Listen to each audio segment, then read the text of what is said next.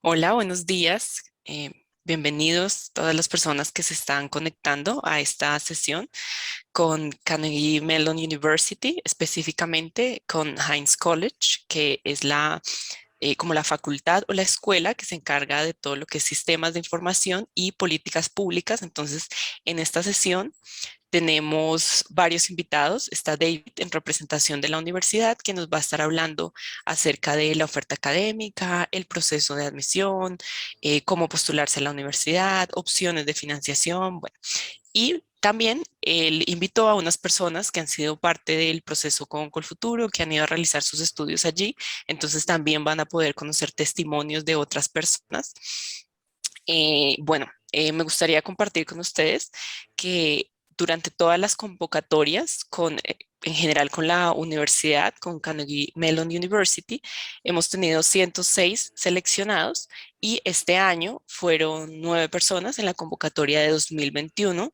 Adicionalmente, hay un convenio que ofrece un descuento del 75% sobre el valor de la matrícula para máximo 5 beneficiarios del programa Crédito Beca de Colfuturo admitidos en programa de maestría. Ahí es importante hacer una aclaración y es que para el Master of Information Systems Management, este apoyo es durante 3 semestres, este descuento, y para todas las demás maestrías, este descuento es para 2 años académicos. Entonces, también me gustaría invitarlos a que estén pendientes de nuestra página de Instagram, nuestra página web. Allí estamos poniendo toda la programación. Vamos a estar teniendo más universidades invitadas durante el mes de septiembre, octubre, noviembre. Así que bueno, sin más preámbulo, me gustaría darle la bienvenida a David. Thank you so much, David, for joining us in this session. Gracias, Carolina, y buenos días. That's about the most Spanish you'll hear from me today, but I'm thrilled to be with you. My Spanish is from back in high school, so it's not amazing, and I'll stick with English, but I hope you'll all be able to stick with me as I go through the presentation. I'm thrilled to be here today for a number of reasons. I've been working at Carnegie Mellon University for 6 years now, and all 6 years of my time, I've had the opportunity to present to Colfuturo and many times travel to Colombia. I'm very sad that I'm not able to be there right now in person presenting to you, but I know I will be getting back there soon. I certainly need my Juan Valdez coffee hit, so if anybody wants to send me some, I'm more than welcome to accept it. Today, what I want to do is take the first 25-30 minutes of our time together and share with you some general information about Carnegie Mellon University, the Heinz College, our programs, admission requirements, and our relationship and partnership with Colfuturo. And then the final half hour, I want to take some time to answer your questions. And today I actually have 3 current Heinz College students, all from Colombia, who have been affiliated with Colfuturo in various parts of their graduate school experience, who are going to share some information on their own experience, both here at Heinz College through the application, and who will be able to answer any questions that you have. So with that being said, let's jump right in. And I know there's a chat box, so please feel free to put any questions you have in there. It's going to be a little bit hard for me to do the presentation and see the questions as they come in, but we'll certainly make sure that we get answers to everything that is being asked. So let's get this going. Alrighty, so who is Carnegie Mellon University? Well, we are one of the top universities in the United States, and we have 7 colleges within our university. A lot of schools have the College of Business, College of Arts and Sciences, Engineering. We represent one of the 7 colleges within the university, and our college just happens to have a name. It's the Heinz College, and we are affiliated with the Heinz family and Heinz Foundation. Yes, they are related to the Ketchup family, but it's actually a cousin. It was Senator John Heinz. And under our belt here, we have a number of different programs, but mainly 2 schools within our college. We have the School of Information Systems and Management and the School of Public Policy and Management. And then within there, we have a number of other programs related to healthcare and arts, and you'll see the full breadth of our programs in just a minute. But what makes us special and unique? Well, we have a foundation of analytics, technology, and deployment. And what we do is that recipe of those three things, we make sure that our students can utilize those skills in a real world impact. Making sure that when you come to Carnegie Mellon University, that you're not only learning, but you're teaching what you're learning and you're applying it, and making sure that when you get into the real world, that you can truly say, I understand what I'm doing and I can make a difference. And so that is exactly what we're providing to our students. Certainly, Carnegie Mellon University is known around the world. We are widely and highly recognized. I'm extremely proud of our rankings and recognition. Certainly you've heard of us, I'm sure, in the past. And then what I want to do is really take a quick moment here to break down the various degree programs that we have, and we're going to go into them in more detail. One of the things you'll see here is that I'm only showing you master's and PhD information, and that is because Heinz College is unique. We're the only college within the entire university that only offers graduate level degree programs. We actually do not have any undergraduate degree programs under our belt. So what that means for you as a graduate student is 100% of our resources are for our graduate students. And you'll learn about some of those resources in just a moment. But under the School of Information Systems and Management, the programs that you could be considering would be our Information Systems and Management program, our Information Security program. And then we also have on our School of Public Policy and Management, our policy programs and our healthcare programs. And then finally, under our joint arts programs with the School of Fine Arts, is our arts management and our entertainment and industry management program. And then we do have PhD programs specifically related to information systems and public policy. So you'll see here, we also have research centers. This is a small example of the research centers that we do have under our roof here at Heinz College. There are many more. However, I just wanted to give you a small example of some that you may experience or see. So I talked about that the common foundation of all of our experiences are analytics, technology, and deployment, or implementation, taking what you're learning and applying it. Every single degree program that we offer here at Carnegie Mellon University's Heinz College requires an internship. That would happen in the summer between year 1 and year 2 of your degree program. And then you have a culminating experience, what we call the Capstone Project, where you work with a real client on a real project. And when you're making those final presentations, you're not just doing it to the faculty at the Heinz College, but you're also doing it to that organization. This in turn provides lots of employment opportunities as well as strong networking and relationship with organizations. But whether you are an arts management student, whether you are going into public policy or into our more technical programs, everybody has these common foundational areas of analytics, technology, and implementation. And one of the things that makes us different is that implementation, having those capstone projects. So this is an example of a few different capstone projects. One was our students worked with McKinsey & Company, a big consulting firm, to understand the Obamacare exchanges when they came out, and making sure that we're using the data to properly guide people along the way to understand what was available to them. We had both a mixture of students in our entertainment fields and in our technology fields working with Sony on iTunes and understanding the downloads of movies on iTunes. And then finally, we had students working both, again, technology and public policy with the city of Pittsburgh, our police department, to understand using GIS that when students get dropped off of a school bus at the end of the day of school and they have to walk home, being able to identify where we need to put police resources to make sure we have safer spaces for our students to walk home at the end of the day. So these were just a few examples of types of projects our students worked on when they were working on their capstone project. And again, these projects that we have our students work on are not just made up projects, they are projects that these organizations are truly looking to get information on or consulting on, and they're coming to our students to help them. Other partners who we've worked with for capstone projects, and these are also partners who hire our students, provide internships to our students. This is just a very small selection, but some that you'll certainly recognize.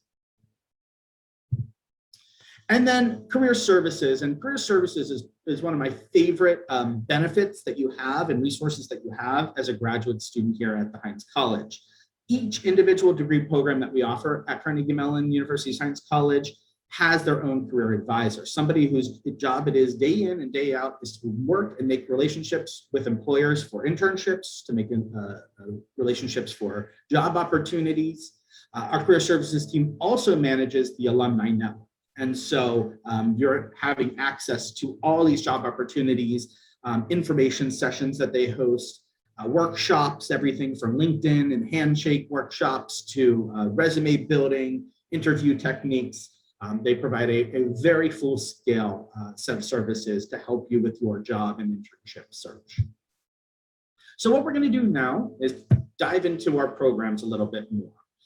As you can see here, our Masters of Science in Public Policy and Management program was established in 1968. This is where Heinz College started. We started as a School of Urban and Public Affairs. And over time, as we started to see the tech boom and a need for more information and technology, our employers were realizing we were teaching our students technology and giving them more consulting types of roles or technical roles. We expanded both our programs and our college overall, from the School of Urban and Public Affairs to both information systems and management as well. You can see here our class sizes, as well as just a brief overview of what these programs are. The Public Policy and Management program has a few different tracks, the two biggest being our flagship track, which allows a lot of flexibility and allows you to take a career, whether it's in local government, federal, state government, city government, or you want to work in nonprofit organizations, maybe the grassroots organizations, think tanks, consulting. You really have the flexibility when you take on our more flagship general program. Whereas then we also have a more deep dive, a data analytics track, where you're able to do an AI and machine learning focus, taking the harness of power of information and applying it to public policy, helping to really support ideas and changes that our organizations want to make. So you can see here some of the differences between our tracks. Another track you'll hear about is our Washington, D.C. track. That is for students who really want to end up in federal government. They have a first year in Pittsburgh, second year in D.C. And then we also do have a global track where students end up in Australia, Adelaide, Australia, where we have a campus for their first year, and then in Pittsburgh for their second. We do have a number of different areas for both electives as well as concentrations. And you can see those here on the screen, different areas where you could take a whole set of specialized courses to build up the type of career and education background that you want to obtain. And then we also have our healthcare programs. So the two healthcare programs we offer are Healthcare Policy and Management program and Healthcare Analytics and Information Technology program. So the Healthcare Policy and Management program has been around a little bit longer, since 1998, a holistic foundation in preparing students to be involved in the healthcare continuum across the board, whether that's working for insurance companies or directly for a hospital organization, working as a consultant. There's a wide range of different areas in healthcare management. And then you have the analytics and technology, and it's everything from securing information for hospital industries. It is still a deep dive in AI and machine learning for consulting related purposes, really using data and analytics and IT solutions specifically related to healthcare. Some of the outcomes of our public policy programs and our healthcare programs, you can see here where students are ending up, where they're going. And as I shared with you, there's a wide range of flexibility where our degrees can take you. Here's the healthcare programs coming up. So, health organizations, consulting, technology organizations. And now we'll dive into the information systems and management programs. So first we'll talk about our information security and policy program. That program is for students interested in cybersecurity and the protection of data and information. You'll be taking a wide range of very exciting courses that will provide you with both the leadership, the management, and the technology skills that you need in order to be a world-class deep thought leader in information security. We also have our information systems and management degree programs. And the best way to describe these this program is it's the combination of a computer science degree and an MBA merged into one. And it's looking at how can you make better technology solutions? How can you increase productivity? How can you use the data to implement strategy? And so our students understand the technical needs and understand programming, but they also have those management skills to work directly with the CEOs and the C-suite and executive leadership to help them with those strategic decisions. And so you sit in between those hard programmers and those who are in the executive level positions, talking between the two to help them each understand each other's needs. You have a general track, which is what we call our 16-month track. And then we also have a business intelligence data analytics track. And once again, that's using AI, machine learning, and everything that Carnegie Mellon has to offer to do a deep dive into the analytics related to systems and technology. Briefly, you can see here that the ISPM curriculum has a wide range of both hands-on experiences as well as exciting core classes. Outside of the core, you can take ethical penetration hacking, testing, pen testing. You have the opportunity to do database management. You'll also have policy related courses. So there's a wide range of different types of courses that you'll have access to. I talked about 2 tracks with MISM, but there's actually one additional, and that would be our Adelaide, Australia global track. So that one also has the first year in Adelaide, Australia, second year in Pittsburgh. And that's for students who are considering to maybe do information systems, but on a global scale, or working with global institutions. And so you could consider that degree as well. Here are some specializations that we offer as part of our information systems and management degree. You are not required to select a specialization. So if you wanted to have, again, a more flexible curriculum, you could take classes in all of those areas. Or if you wanted to really do a deep dive into AI and robotics or strategy and management, you could do that. You have the flexibility to make that choice in the curriculum. But when you take the business intelligence data analytics track, if that's the track that you're thinking about, you really don't have so much flexibility in your curriculum. Your courses, the core, are going to be really much focused on business intelligence data analytics. And then you do have a prescribed set of electives, both in business and analytic electives, not giving you too much flexibility outside of those areas. Really, in all honesty, maybe 1 to 3 classes outside of business intelligence data analytic type of elective areas. So if you're looking for flexibility, I would say consider the 16-month tracks. Versus if you really want to do business intelligence data analytics, then you apply for that track, knowing that there's not going to be much flexibility. You're really doing a deep, deep dive. And here are some of the common outcomes for those degree programs. Salaries in this, the average salary for MISM is around $103,000 a year. Average salaries for information security policy students are around $98,000 a year. And on our website, we have for all of our degree programs, salary and employment statistics. So if you're ever looking to figure out, what kind of job am I going to get at the end of the day with this degree, who might hire me, where location-wise might I end up, and how much am I going to earn? We have all of that kind of information on our website, and we're more than happy to share that. So now we're going to take another look here into our arts programs, because I know we have a lot of really creative folks out there in Colombia, and we wanted to see them here at Carnegie Mellon University. So you ask yourself, why on earth is there a arts program at a school that has public policy and technology? Well, there really is an overlap there. And since technology is only going to advance, the question really is, what are those coveted skills?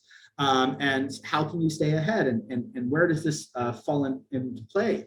And so you'll see here that arts organizations, both on the nonprofit side and the for-profit side, television, movies, technology is key, right? Netflix has taken over, Hulu, all of these digital platforms for providing information of entertainment.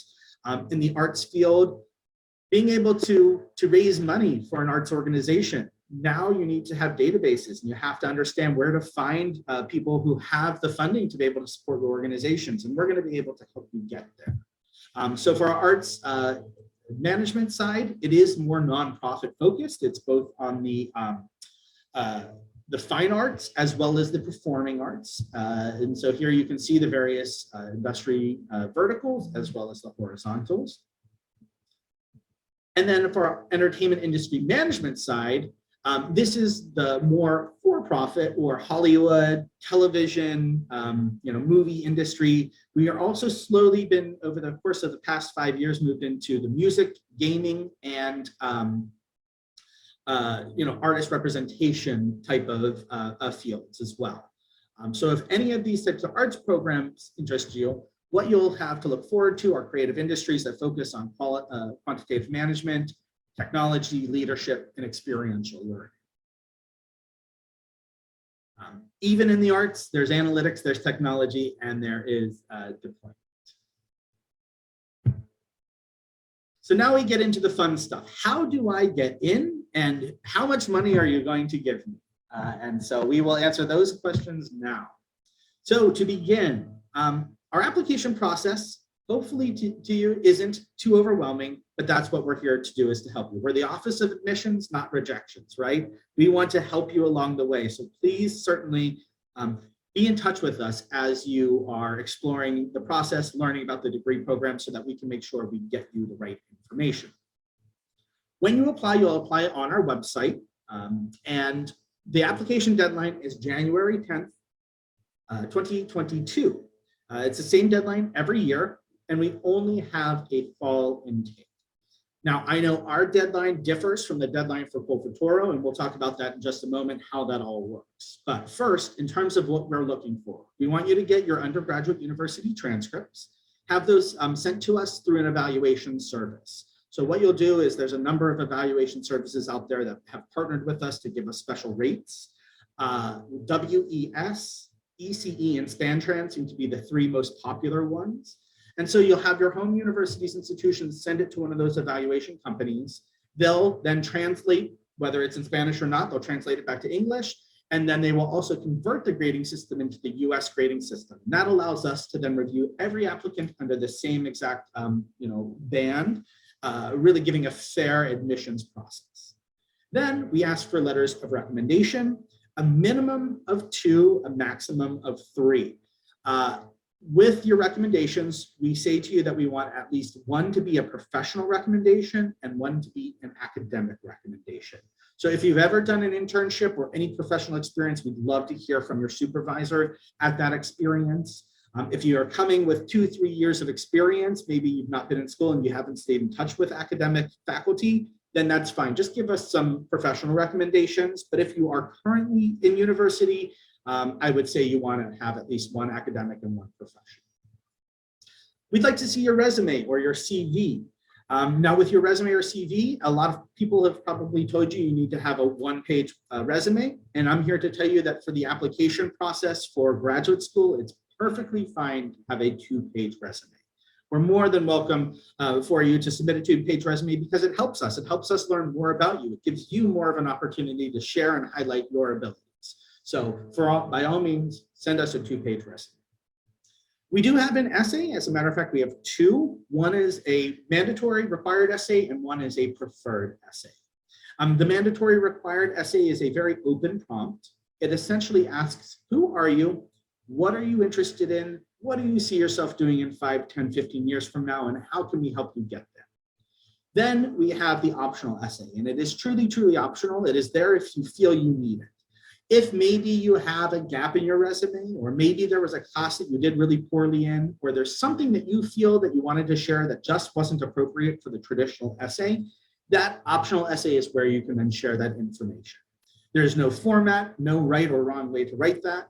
And if you feel you don't have anything additional to say for an optional essay, then go ahead and just completely ignore it. We do have an English proficiency requirement. New this year, we also are accepting Duolingo. So we have the TOEFL, IELTS, or Duolingo opportunities. If you go onto our website, you'll be able to see the exact scores that we need. I don't know Duolingo off the top of my head since it's so new, but I can tell you that for TOEFL, to be competitive, we're looking for a 25 on all 4 sections. And for the IELTS, we're looking for a 7 on all of the sections. Those are our suggested scores. However, there are minimum scores below that that you could still be admitted with. However, to present a competitive application, we encourage you to try and achieve those recommended scores. And then finally, the GRE or GMAT. For 2022 applicants, we are making the GRE GMAT optional.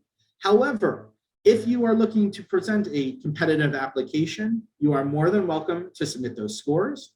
You're also welcome to take the exam. And if you're happy with your scores, submit them. And if you're not, you can then not submit them to us. But we're going to give you the opportunity to consider whether or not you want to submit them this year. However, if you don't have any quantitative courses in your background, I would encourage you to consider taking the GRE or GMAT, as that quantitative section will then help our admission committee to know what your abilities are on the quantitative level. As you can see, quantitative coursework is part of every degree program we offer here at Heinz College. So knowing that in advance is going to help the admission committee when reviewing your application. A few other things you can see here. We do have an optional video interview. It's optional, but strongly recommended. It's a chance for you to help turn your application to life, get in front of the admission committee. And so I encourage you to consider that. And no, we do not charge an application fee. It is free for you to apply. So when you go ahead and hit submit on that application, you'll see that there are no pages asking you for your credit card information. So it'll just say, thank you very much for submitting. And don't worry, we have actually received it. And then finally, we're going to get into scholarships. We obviously have our partner scholarship with Col Futuro, but we do have a number of other merit-based scholarships. And those merit-based scholarships do not require a separate application. All you have to do is in the application, there's a question that says, do you want to be considered for merit-based scholarships? As long as you answer yes to that question, you're going to automatically then be considered for scholarships, and we'll use all of your application materials to make a decision for how much funding we can provide. So here's a little bit of information on the Col Futuro partnership. And I realize I have 20 here. I meant to say 2022. I did not update that in time. I apologize. So for Heinz College partnerships, what you'll see here is that we provide a discount scholarship that's equivalent to 75% of tuition for Col Futuro students who enroll in any one of our master's degree programs. Now, the way that it works is because Col Futuro has a deadline that is beyond the application deadline for admission, and also beyond the deadline of when we inform students of your admission status. What you will get is an admission offer that gives you a general Col Futuro partnership scholarship. That initial scholarship will be a 30% scholarship. That 30% is yours, whether or not you are accepted by Col Futuro for their program or not. 30% scholarship is yours automatically, no matter what. Then further down, a couple of months later, when you find out, when Col Futuro releases the results of their awardees, if you have received the Col Futuro partner scholarship, you then will come back to us. Col Futuro will let us know that you've been selected, and we will adjust your scholarship from 30% to 75%, just like that. And then those who were not selected, again, you get to keep that 30% scholarship, period, and then you could potentially be considered for additional scholarship using that merit-based award. We have a number of Col Futuro students who have applied to Carnegie Mellon University who are here with us, and they've all gone through that experience. The timing isn't always ideal, but it works, and we are here to partner with you and with Col Futuro as you go along. So with that being said, what I'd like to do now is open things up for questions, and I'd also like to introduce our panelists. So give me just a moment here. I'm going to pull up the screen with our panelists' information, and we'll get there. So give me just one moment. And if there are any questions that have come in, I'm more than happy to start taking them. So please feel free to share.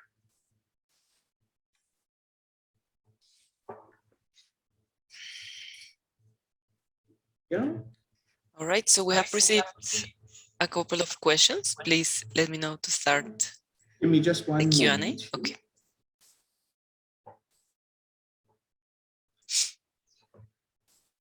And I'd like to ask, I know Maria's on the line. Alejandra, have you joined us yet?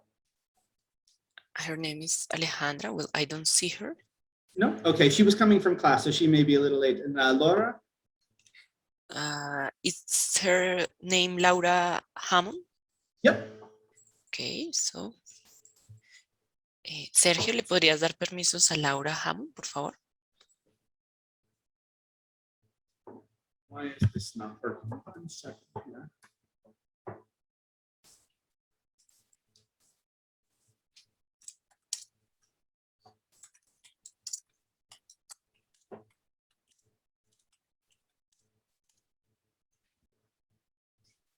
Okay, can you still see my screen now?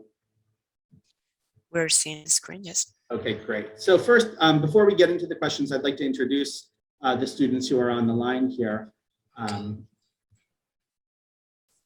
To their slides, I apologize, I have it wrong. There we go. There's Maria and Alejandra, and we'll get to Laura in just 1 second. So Maria, if you want to just quickly say hello and introduce yourself, and to share any information you'd like to share.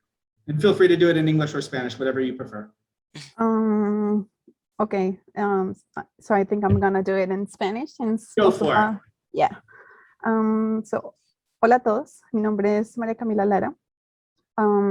Antes de venir a Carnegie Mellon University, yo trabajé por un poquito más de 6 años para una empresa en consultoría en Colombia que se llama Great Place to Work Colombia. De pronto algunos de ustedes la han escuchado, en donde hacemos people analytics, social engineering y más que todo aproximación cuantitativa a los temas que tienen que ver con ambiente laboral, cultura, performance.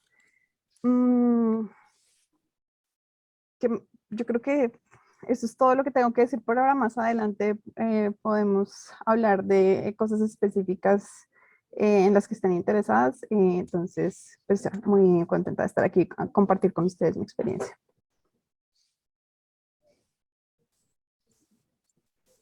Gracias. So I don't think Alejandra is on yet, so we'll move over to Laura. Laura, how are you? Yeah, hi, I'm here. Hola a todos, ¿cómo están? Mucho gusto. Mi nombre es Laura Mon. Yo estoy haciendo el programa de Public Policy Management. Antes de venir para acá, estuve trabajando 5 años en consultoría en políticas públicas en Colombia y en México por un buen rato, entonces pues tenía una experiencia grande acá. Y la idea de venirme a Carnegie Mellon básicamente fue porque pues me gustaba mucho el componente cuantitativo del programa. Ya luego podremos hablar de eso, pero es un MPP que tiene muchos datos y eso es muy interesante. Y ya, pues es un gusto estar acá con todos ustedes. You're good, David. Gracias to you as well. And then Oscar wanted to join us, but he had class and he couldn't. So he asked if I would share his profile and his email. So as you'll see, and I can flip back to both pages a couple of times while we're answering questions, all of our students were very gracious of providing their email addresses so that if you have any questions for them, that you're more than welcome to email them. They've all worked with CoFuturo or gone through various experiences, some of them on the CoFuturo funding scholarship program. So I encourage you to reach out if you have questions and feel that you relate to their own experiences. So with that being said, I'd love to start answering some questions. And when Alejandra gets on, we'll happily have her introduce herself as well. All right, perfect. So I'm going to read the questions. If there is a specific question for Maria Camila, Laura, I will tell you. Okay. The first question is from Maria Fernanda Parra, and she says, what would be the ideal profile for someone who aspires to study an MISM? So, could you repeat the beginning part of that question one more time? Yes, what would be the ideal profile, like the best candidate profile in order to apply to that program? Great question. So there are really a wide range of backgrounds. None of our degree programs require students to come from a specific type of background.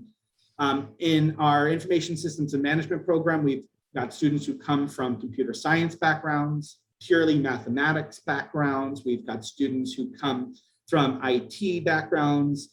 previous information systems. Really, it's across the board.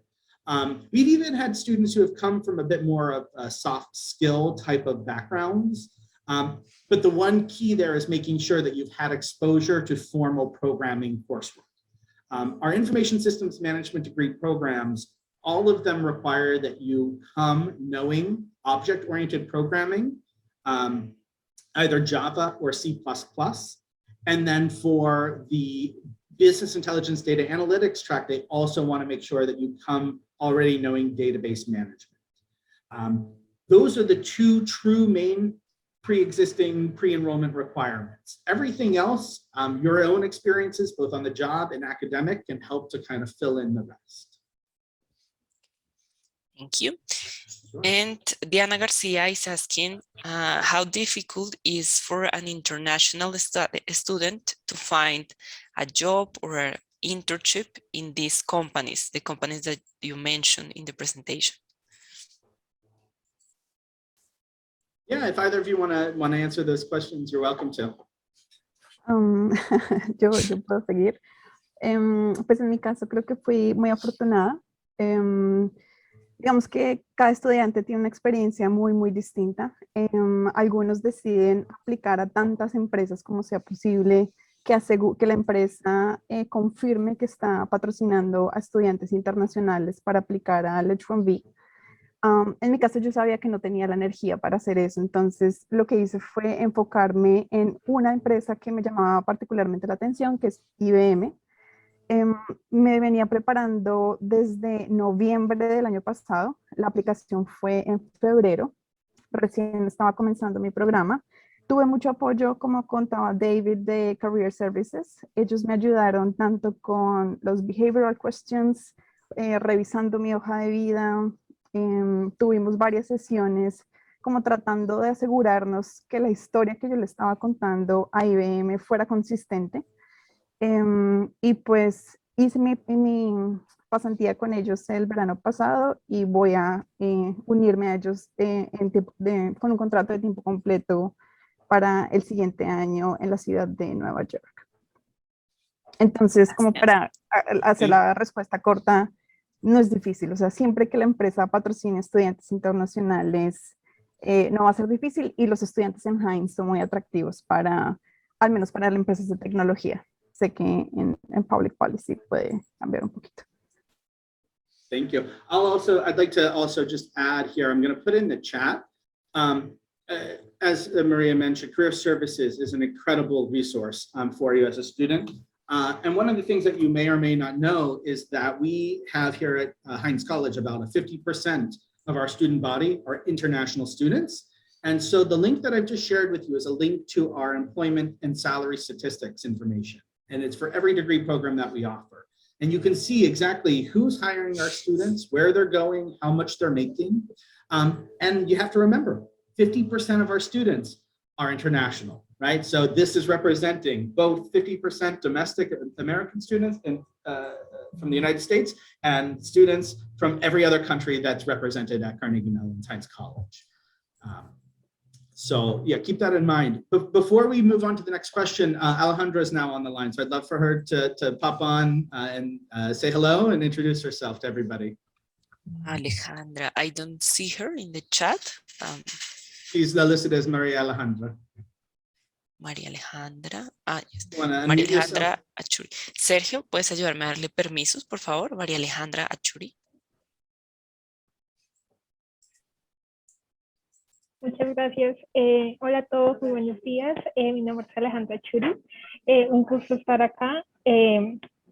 Y no, pues este es mi primer año acá en Heinz. Yo creo que la experiencia que he tenido ha sido muy buena, y una cosa que quiero resaltar es el apoyo que he tenido de todas y cada una de la facultad y de todos los programas dentro de la carrera. Entonces, pues, si tienen alguna pregunta, pues, gusto sería contestar. Gracias. Gracias. All righty, next question. We got great questions today. This group, I've done this presentation so many times, and this group is always really quiet with presentations, and I'm loving seeing all of these questions today. So keep them Yes, we coming. have received a lot of questions. Well, the next one is regarding the GRE. First, I would like to ask you to share your experience with the GRE if you took the exam. And also, Diana Garcia is asking if a student decides not to take the GRE, does the student have less chance to be admitted? Yeah, great question. I'll briefly answer, and then the students on the line can also answer their own experience. But the answer is no. We had students this year who applied with the GRE and were not admitted, and students who applied without the GRE who were admitted. It's not just a GRE thing here. It is your entire profile that you present as an applicant that tells the story of who you are as a student and what you can bring to our programs and what we can provide to you. So if you feel that you want to take the GRE, if you feel there are things that are in your application that you want to help kind of support, then go ahead and take the GRE exam. If you feel that you're happy with what you have to present, then go ahead and present it without the GRE. But our panelists can also talk about their own experiences. Yo puedo hablar entonces. Dale, adelante. No, dale tú que yo hablo ahorita. Bueno, vale. No, yo creo, en mi caso, yo presenté el GRE, yo apliqué para 2020, en ese momento todavía se necesitaba el examen. Una de las cosas que creo que es muy importante que consideren es si van a aplicar a más universidades y les piden el GRE, pues, o sea, de plano se tienen que lanzar a hacer el examen. Es un examen que sí es un poco estresante, requiere algo de tiempo prepararse, pero yo creo que se puede hacer y hay muchos recursos en internet también. Si quieren escribirnos, seguramente vamos a tener muchísimos tips para cómo pueden prepararse para el GRE, y sobre todo lo que yo creo es una buena preparación para acordarse de todas las matemáticas que tal vez tenían escondidas desde hace mucho tiempo y que en Heinz van a volver a tener que sacar. Entonces, al menos por ese lado, pues es beneficioso, pero no se preocupen mucho. Lo que decía David es verdad. Una aplicación son muchas partes. Entonces, por ejemplo, dejar de lado el ensayo es una muy mala idea solo para preocuparse por el examen. Tienen que tratar de que sea muy integral. Y entiendo, Heinz tiene un score de GRE como promedio que tienen los alumnos, pues yo conozco gente que está muy por arriba y también por abajo de eso. Es que no sea el único referente que ustedes tengan para pensar si van a ser admitidos o no. Gracias. Thank you. Bueno, lo único que yo puedo... No. Vale. No, solo iba a decir que lo único que yo puedo agregar ahí y que me funcionó muy bien a mí porque yo traté muchas cosas, venía preparándome como 2 años para ese examen, lo presentaba, me iba terrible. Entonces, Magoosh fue lo máximo. Es súper económico, los ejercicios son muy reales al examen, entonces, como para que no pierdan tanto tiempo probando con diferentes instituciones que ofrecen preparación para el examen, Magoosh es el go-to ahí con el GRE. Gracias. Sí, lo único que yo quiero agregar es más o menos lo que decía Laura, de que es la aplicación completa. Yo presenté el GRE el año pasado, pues aplicativamente el 2021, que pues el tema del GRE era como un poco diferente. Lo presenté, sin embargo sentí que la verdad no resaltaba lo que quería mostrarles a Heinz, entonces decidí no mandárselo. Sin embargo, pues acá me ven, entonces depende de que en su aplicación puedan resaltar sus mejores habilidades, ya sea en las notas, en su experiencia laboral. Entonces, como una aplicación muy compuesta por varios factores que son muy importantes. Muchas gracias por sus respuestas. Well, the next question is from Sara Perez. She says that she has a background in environmental studies and she would like to expand her studies. Is it possible, like, to connect environmental studies and then Heinz College programs? Absolutely. We have tons of students who have done environmental studies and gone on to do environmental policy. We've had students go on to do technology consulting related to environmental needs. really, yeah, there's a need on both sides. So you have to determine, do you want to go on a more technical route, or do you want to go on more of a policy and change agent route? All right. Thank you so much. And this is a great question, or well, not question, but Tatiana wants to know your experience, Maria Camila, Laura, and Maria Alejandra, in the application process. Like, which advice or recommendations could you give to the people? What is the first step? Tips, maybe. Bueno, me voy a lanzar yo. Yo creo que para mí al menos lo más importante fue poder diseñar una historia que fuera la historia que yo quisiera contar. Seguramente muchos de ustedes deben estar pensando en aplicar a este o a un par más de programas, y creo que tener al menos un personal statement que sea muy sólido para mí fue un muy buen punto de inicio, que además también me facilitó el resto de las aplicaciones.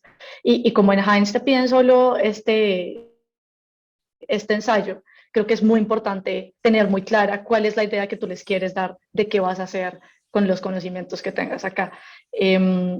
Entonces, un poco mi recomendación es no pasen por alto sus ensayos, porque es una parte muy importante y es la única forma que tú vas a tener de presentarte con el equipo de admissions. Y al final del día es lo que sí nos hace, a ver, no quiero sonar cursi, pues sí es lo que nos hace un poco más especiales ante estas universidades, ¿no? ¿Qué traigo yo a la mesa? Y es algo que hay que pensar un poco, reevaluar, revisar, estilo, todo. Entonces, la verdad, yo les diría, dedíquenle un buen tiempo y tengan un proofreader también para sus ensayos, que les dé un poquito de feedback de cómo ve la historia que ustedes quieren contar.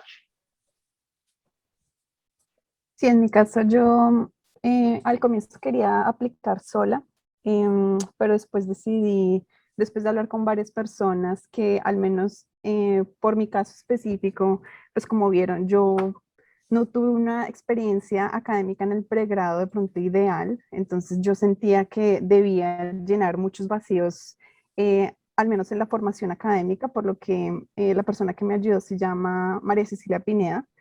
Ella ayuda a mujeres, sobre todo a colombianos, a presentarse a universidades en el exterior, y ella fue quien en su momento me ayudó a construir esa historia de la que está hablando Laura, como para que todo fuera muy coherente desde mi experiencia profesional, las experiencias de voluntariado que había tenido, como todo fluía muy bien en el ensayo. Bueno, en general, ella fue un gran recurso para mí. And my Spanish, oh, sorry, Alejandra, go ahead. No, it's fine. No, les quería decir más que todo es que traten de planear, darse el tiempo de realmente planear y preguntarse qué es lo que quieren, porque yo creo que eso influye mucho en el tiempo de aplicar, cuando ustedes realmente saben qué es específicamente lo que les gusta de la universidad, qué es lo que quieren después y cómo conectar los puntos, el proceso de aplicación se vuelve muchísimo más fácil. Entonces eso les va a ayudar, y obviamente con más tiempo pues pueden mejorar su ensayo, pueden dárselo a más personas para que pues les den su feedback, y pues también preparar una aplicación mejor para que muy seguramente puedan ser aceptados. Thank you. Yeah, what I was going to say is my Spanish isn't strong enough to know exactly what you've all said, but I think what I picked up is that you said that you were very involved with the application process and involved with attending, information sessions. And I would encourage you to, if you're thinking about applying to Heinz College, my number one recommendation is to attend as many information sessions as you can. We host a ton of different webinars, a ton of different events. And the more you know about the degree programs, the more you can talk about it in your essay and talk about why that program's the right fit for you and why you are the right fit for the program. So I'm going to actually put here in the chat, I'm going to put a link. November 8th through the 18th is our fall visitation open house event this year. It's all going to be virtual. The website actually is going to be updated in the next week or so it still has last year's information and includes some recordings from last year. So you're welcome to start taking a look at it and reviewing it now. But we're going to have a whole series of live webinars from current student panels, to faculty talks, to deep dives onto the curriculum. So the more you attend these information sessions, the better it will be for you as you start to learn about the programs and start your application process. Thank you so much for all the advices. And Angela Luna says, I would like to know how many hours of class do the student have per week in the MSPPM program? And also, if I study that master, can I choose a emphasis in data analytics? Yes, well, so hours, I can let our students talk about that briefly, but generally you take 4 to 5 classes per mini. We're in a weird system here at Carnegie Mellon University where we take our semesters and we cut them right in half. So for you have some classes, the first 6 weeks of classes, some different classes, the second 6 weeks of classes, and then some that just are the entire 12 weeks of the semester long. But in each of those halves, you'll see probably 4 to 6 classes, on average. And then, yes, our public policy program has a concentration in policy analysis, which does a data analytics deep dive, or you can focus and do a track that's only the public policy and data analytics track, which, similar to the information systems, kind of restricts you on your electives. You really just focus on that in particular. Thank you. I see that in the chat, some questions have been already solved, so I'm going to move with the ones that are not. Maria Fernanda is asking, how important or relevant are the degree, I'm sorry, the degree qualifications, like the GPA in the admission process? My answer is the same to my answer on the GRE or GMAT question. It's a piece of the application, but it is not the whole picture. So there's a wide range of information that we ask from our applicants, and we use that to build a picture of who you are as a student. Certainly, we look at that and we make sure that you're academically, able to handle the courses here at Carnegie Mellon. We don't want to admit a student who is not done very well, only to have them spend all this money and not do well at Carnegie Mellon, right? We want you to be successful. So we're going to admit students who we feel are going to be successful, but you don't have to have a straight, 100% A on every single course. You can come with a variety of different backgrounds. So Thank you. Well, the next question is from Sergio Moreno, and he says, is it necessary to be enrolled with a company here in Colombia in order to apply for one of the IT master programs? Or, for example, not being unemployed, is it possible to apply unemployed? Yeah, definitely. I would say about 35% of our students in the technology, specifically the information systems and management program, about 35% of the students come directly from their undergraduate degree without any work experience. But a large number of that group did have at least one internship where they've had some professional experience, or they've had a research type of experience, something where they've not just learned about it, but they've actually done something with the technology. Thank you. Angela is asking, Angela Luna, how can I contact a student to have a mentor that helped me with the process? I saw in your website that you have that option. Yeah, so the students here on the line today have offered to help you, and I can bring up their names and emails on the presentation again in a minute. However, we also have a robust admissions ambassador program where we have other current students, maybe not from your home country, but students in your specific degree program who you can connect with, and they can help answer questions for you and share their own experience. You just have to email our office and ask to talk to an ambassador, and we can make that connection for you. Thank you. Tatiana is asking regarding the application process, how long does it take to have an answer? And is there any interview after sending the application? Yeah, so the deadline for the application is January 10th. And then we usually get back to students no later than mid-March. So you should have a decision by around mid to late March. If it's going to be any later than mid-March, we usually let you know. Thank you. Santiago Beltran is asking, is it possible to apply as a senior undergrad expecting graduation in March 2022? Yes, absolutely. You want to make sure that your application is submitted by the deadline. And even though you haven't finished the final set of your courses, we will then just ask that you send that final transcript and degree verification once you have completed the degree. And the current transcripts that you have, I would just say wait to send those transcripts to us until after Christmas, so that you can finish up your current semester and get us those most recent grades. Thank you. This is a very interesting question from Maria Fernanda Parra, I'm sorry. Yeah. How do you select the 5 students who are beneficiaries of the 75% scholarship? So that's going to be a mixture of based on who is presented to us. And then the admission committees would then review all of the students who are eligible. And as a group, make that decision. Academics play a role in that. Relevant experience plays a role in that. So yeah, there's a wide range of different pieces. So it's a very big group decision.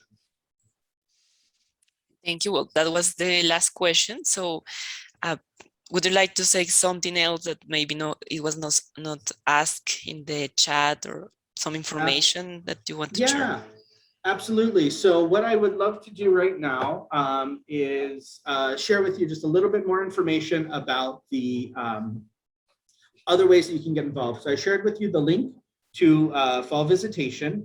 We also will host a number of one-on-one meetings and campus visits.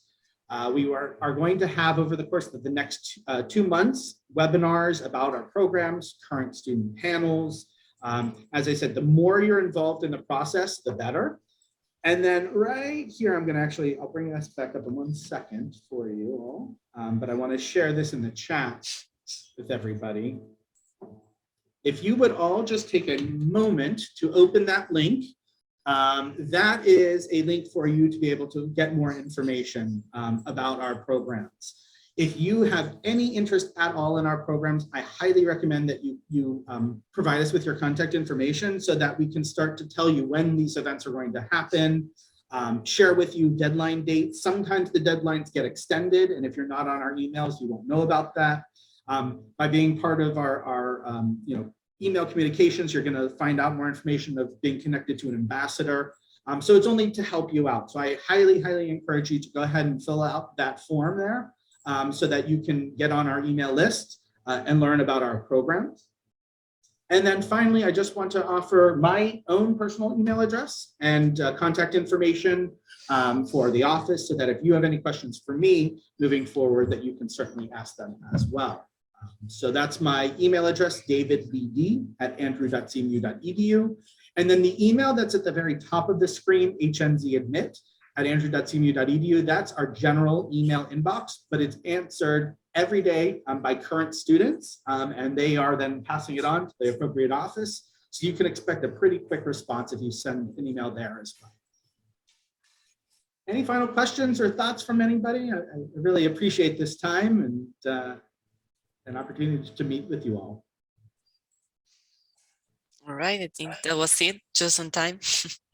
So thank you so much, David, María Alejandra, Laura, María Camila. It was a great session. Gracias a todas las personas que se conectaron. De nuevo les recuerdo que pueden ver la programación de las sesiones que vamos a tener durante los próximos meses en nuestra página de Instagram y en nuestra página web en el calendario colfuturo.org. Si tienen preguntas acerca del programa Crédito Beca de Colfuturo puntualmente, pueden acompañarnos en las sesiones. Tenemos 2 al mes, siempre el primer viernes de cada mes a las 8 de la mañana y el segundo sábado de cada mes a las 9:30 de la mañana por nuestra página web colfuturo.org. En los próximos días van a recibir la grabación de esta sesión a sus correos por si quieren revisarla, repasar algo, ver los contactos, por ejemplo, de María Camila, Laura, María Alejandra. Bueno, allí van a poder ver toda la información. Gracias por participar y que tengan un feliz resto de día. Thank you so much, David. Have a great day. Gracias, tenga un buen día.